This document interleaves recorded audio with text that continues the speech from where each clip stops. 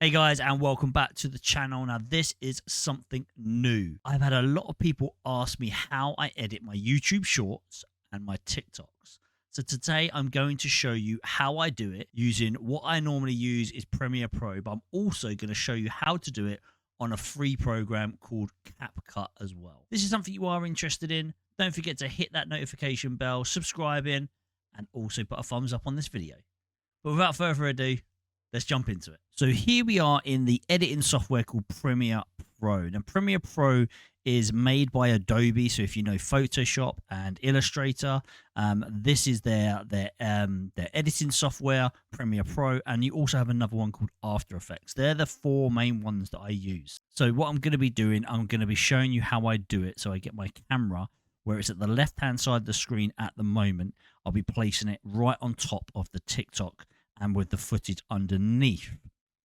So first things, you have to make sure that you've got the right settings for your video, and the frame size has to be 1080 by 1920 instead of the other way around. So normally it's 1920 by 1080, but obviously we'll make it this way so that it is ready for YouTube Shorts and also TikTok. So once we have that, we will have our display here. So when I'm streaming, I use OBS Studios. Now in OBS Studios, there is a function called replay buffer. Now I use the replay buffer to capture all my clips that I think are going to be good, and I'm going to use them later on. There's obviously loads of other ways to do this. That's the easiest way I do it, and I have it set up on my Stream Deck. So once I actually get all of my footage, I have it saved into a folder for that stream. So then I can just grab it and put it straight into the footage and the timeline here. Okay, so once I go into the folder that I have saved all of my my replay buffers in, I will just drag that and drop it on the timeline. Now, we don't want to change the sequence settings because we have set them to what we want, so we keep existing settings. So now, as you can see, the footage does not fit this at all. So the way we do it, so I take this and I hold down Alt on my keyboard and I just drag up, and that will give us two versions of the same clip that are overlaying each other. So this is on the timeline here. So once I've done that, I take the top clip, okay, and up the top here, top left-hand side of your screen, in Effect Controls, you'll be able to then move this left and right, and you can see that the other one is still below. Once I have where I want my camera roughly to be, so I bring this up the top, move it here, and I can also change the size. So let's drag that to where I want it, so about there. Now once I've done that, obviously we have to somehow get rid of all of this background and just keep my camera. So again, over on the left-hand side, you will have lots of different things, but there'll be, under the opacity, there'll be a little pen. If you click on that, that'll now start a mask. Then what I can actually do is click around my border, like this, complete it, and I have masked it all the way off. And now the only thing that is visible is my camera. Because now underneath, this is the other footage. I can drag wherever I want. So again, we want that footage to be in the middle where it is already. So I always try and keep it, the position, at 540 by 960, because that is the middle of the screen. So then all I need to do is increase the size. To fit the screen, the clip that I know, the maximum is 180 for my clip, and that will be perfect for the top and the bottom of the screen. As you can see here now as well, my camera overlay is not in the correct position. It's slightly off. So I know I can go to the position here and I can move it over just slightly so it's even. Now, once we have all this down here, we then obviously go to the bit where we want to clip. So I know for a fact that I kind of want to clip the shot here. So you can then come down here and you have a cutting tool, or you can press C on your keyboard. That'll then clip it. I can delete all this first section because I know I don't want it all. I can go on the timeline behind any of the clips here and I can press the delete button on my keyboard. That'll bring everything all the way back here, or you can select them all and just drag them in the timeline where you want, but I want it right at the very beginning of the clip. And then I can play the clip pressing the space bar. Oh, there's no way. There's no way. Oh. And that is the clip there. So I can just play it by space bar to make sure it all runs fine. Oh, yeah. Oh, there's no way. There's no way. Oh, my God.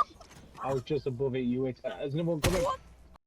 So there's the clip. I know that I want the ending chopped off as well. So again, I go to the place where I want the ending. So again, on the timeline here, you have your viewing point here. So again, I can press C on the keyboard, clip all that, delete all that out. I can select all these as well. I can right click on this. And when you right click on this, if it lets me properly, there we go. We have apply default transition. And that'll just fade everything out. It's just the default transition. Oh, yeah. Oh, there's no way. There's no way. Oh, my God. So that is it. That is how I do my clips here in Premiere Pro. Once I actually have this all set as well, if I want to change the footage, and I've got it, so I save this. Make sure you obviously save this as a PR project, so Premiere Pro project. You make sure you save that. Once you have saved it, I can then drag any footage I want. So if I select all of these, and I go to where my footage is, and I drag in the footage here, and I press Alt on my keyboard, hold down Alt, and then release the click. Now this here, I can then select, drag all these, and then I have a new clip already where I want to do it. I just need to clip it where I want it, but that's it. That's how I add my footage straight into it. So then I know that I can just easily set everything up, and I can just drag and drop. This is why Premiere Pro, for me personally, is so good, because once I've actually got my preset ready and everything is set, I can just drag and drop, and it's a lot quicker for me to do. But there you go. That is how we do it on Premiere Pro. So now I'm going to show you on a free version, which is called CapCut. So here we go. Welcome to CapCut. Now, CapCut is a free video editing software. You can get it on your phone, and you can now also get it on the PC, on the computer. So I'm using it. I'm showing you here on the phone. It's exactly the same how you do it on the actual phone and your computer, but on the computer it's a lot easier. On your phone it can be a bit fiddly, but again, if you are in a rush and you need to do it, I've done loads of clips on my phone just to get them out as well. So here we are in CapCut. The sizing is all going to be wrong to start off with, etc. But what I'm going to do, we are going to import a clip. So obviously we're going to go to where I've saved all my clips, all my recording stuff. We're going to go to the footage that I want, and we're going to open that up. So here it is, and it shows you where all the footage is. So this now tells you up here all the footage you've imported. So from here, you can just drag it straight down into your timeline. Now, this timeline is exactly the same as in Premiere Pro. Obviously, it's slightly different because obviously it's a different program, but you get the idea. So once I've actually got my footage here and I've dragged it onto my timeline, what I can do is click ratio. So there is a tiny little button here at the bottom. It says ratio, and then I can look and I can go by 9:16. The 9:16 is your YouTube Shorts and TikTok size. So that is your best way of doing it. So now obviously we have this. We need to, again, mask off, but also as well get the other footage in. Now, it is exactly the same as before. So what you can do, you can put a layer above it. So then if I move this, we have 2 layers. Okay, so what we need to do when we are doing the top layer and we're getting the mask, so we can mask off my camera, what I try and do, I try and get my camera into the rough place where I want it to be. So it's going to be slightly bigger, like this. And that's about it for me. That is where I'm going to put it. Now, the difference with CapCut is you can't then select the pen tool like we did on Premiere Pro. We have to then do something else. So it is going to look slightly different, but again, this is a free version. So what can you complain about when you're doing this? Also, as well, it doesn't help me that I do have a fancy shape for my webcam, but I'll show you that in a minute. So top right, you need to make sure you're on video, and then the next bar down, you want to make sure you go over to mask. Now, when you're on mask, there are a few things you can select. So horizontal, mirror, circle, rectangle, heart, and star. Obviously, we want the rectangle. So here is the rectangle. So we need to kind of mask it kind of roughly where we want it.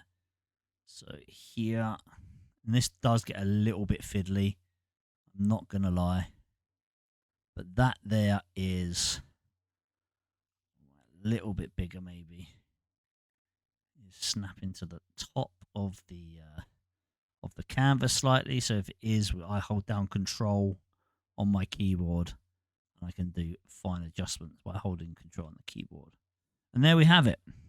So now I can obviously come out of that, click out of that, and that is going to be where my mask is. Now, as you can see on this video, that because I have something slightly different on my webcam, you can still see the top right-hand corner and the bottom left-hand corner of the mask, because it's just masked off as a rectangle. But that's me.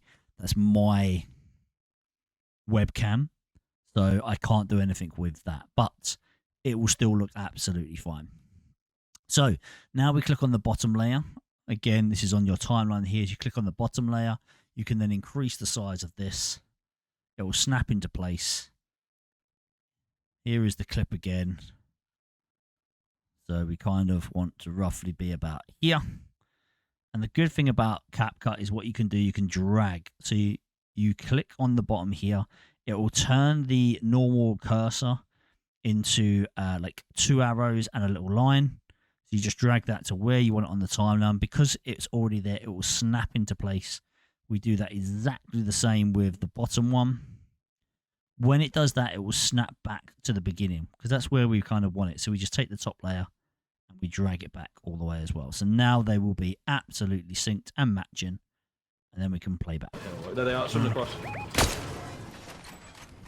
Where are they? Under there somewhere. Down there. Down.